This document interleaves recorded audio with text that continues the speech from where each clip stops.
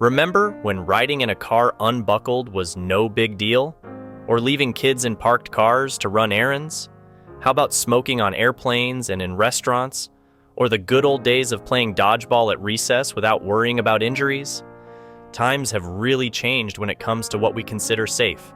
From mandatory seatbelt laws, to smoking bans, to overprotective playgrounds. A lot of things our parents did would be unthinkable today. But was life really more dangerous back then? Or have we just become an overly cautious society? Let's take a look at some of the biggest safety norm shifts over the past few decades, and you can decide for yourself. Keep watching to take a nostalgic trip down memory lane.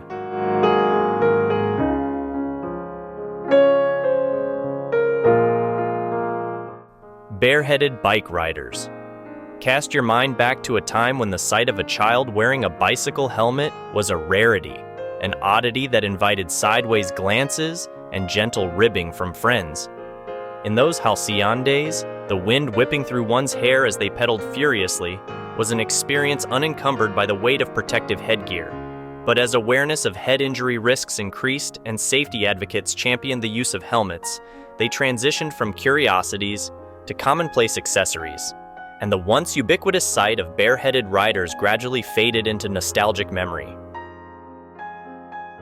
Puffing away, without a care.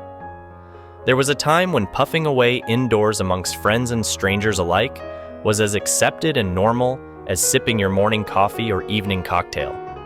Hazy clouds of acrid smoke would fill the air, clinging to your clothes and hair even if you were a non-smoker just trying to enjoy your meal.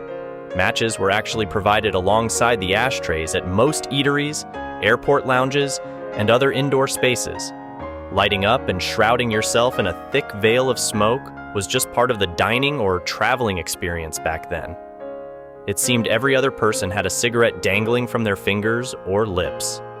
On cross-country flights, the lung-scorching fumes would become so dense in the cramped cabin that you could hardly see the no-smoking light illuminate up ahead. Spending hours in that smoky fishbowl at 30,000 feet was just something you had to grin and endure as a non-smoker. Even at the hospital, a place you'd expect to be a smoke-free safety zone, staff and visitors could puff away unabated in designated indoor smoking areas or lounges.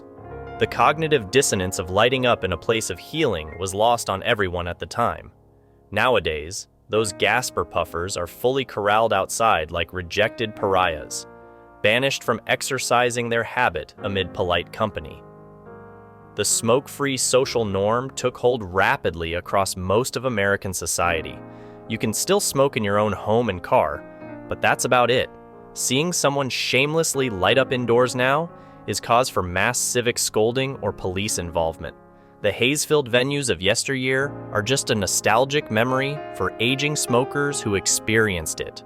Most of the youngest generation have never even laid eyes on an ashtray.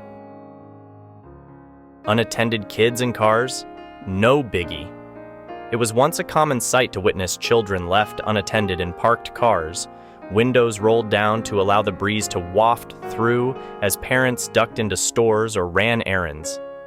This practice, now heavily frowned upon and even illegal in some states, was a consequence of a more carefree era when the dangers of extreme temperatures and the specter of child abduction were less prominent concerns. Nowadays, stories of heat stroke and missing children have transformed this once accepted behavior into a relic of the past. Peanut butter sandwich perils. In a bygone era, the humble peanut butter sandwich was a lunchbox staple, its presence as unremarkable as the daily ritual of packing it. However, the rise of peanut allergies and the potential for life-threatening reactions has transformed this once innocuous meal into a source of concern.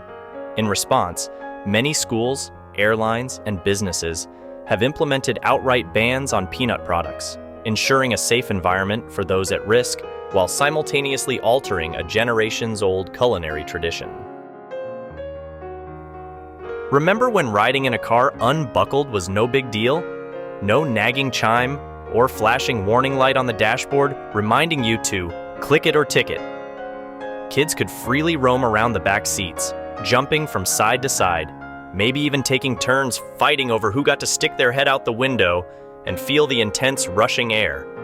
Seatbelts were barely an afterthought back then, if they were even installed at all on older model cars. Buckling up for safety was an alien concept to most drivers and passengers in that era before public service announcement campaigns and federal laws mandated belt usage. Why bother with those pesky straps when you weren't planning on crashing? An unnecessary hindrance, people thought. But now? Failing to buckle up before throwing the car into drive is pretty much inconceivable for most motorists. Thanks to decades of hard-hitting public safety campaigns combined with strict laws allowing police to pull over and fine unbuckled drivers and passengers, it has become an ingrained habit, like brushing your teeth. Vehicles these days won't stop dinging and flashing warning lights at you until every occupied seat has its safety belt securely fastened. The idea of not wearing one at all, like our parents did constantly back in the day, is enough to horrify most modern drivers. Seatbelt compliance is bound to keep increasing as buckling up becomes further hard-coded into societal norms. Spankings and physical discipline. In decades past, physical punishment was a widely accepted form of discipline in many households. Whether a firm hand, a belt, a switch, or a wooden spoon, these methods were employed to keep children in line and instill obedience. However, as awareness of potential psychological effects and concerns about child abuse grew, attitudes shifted. Timeouts and the revocation of privileges became the preferred methods of correction, reflecting a more gentle approach to parenting and a departure from the corporal practices of previous generations. Dodging dodgeballs and Red Rover tackles. Recess was once a time for raucous games like dodgeball and Red Rover, where the thrill of victory was often accompanied by the risk of concussions, broken bones, and other injuries. These chaotic pastimes, beloved by generations of schoolchildren, were eventually deemed too aggressive and potentially dangerous as safety concerns tightened. One by one, they disappeared from playgrounds across the nation, replaced by more sedate activities that prioritized minimizing physical harm over unbridled excitement. Well, there you have it.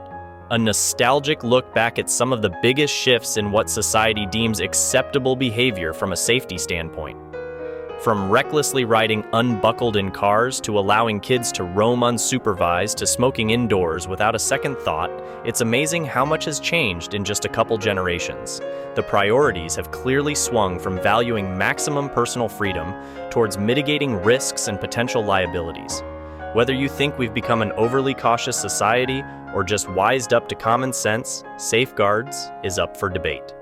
There are pros and cons to both perspectives.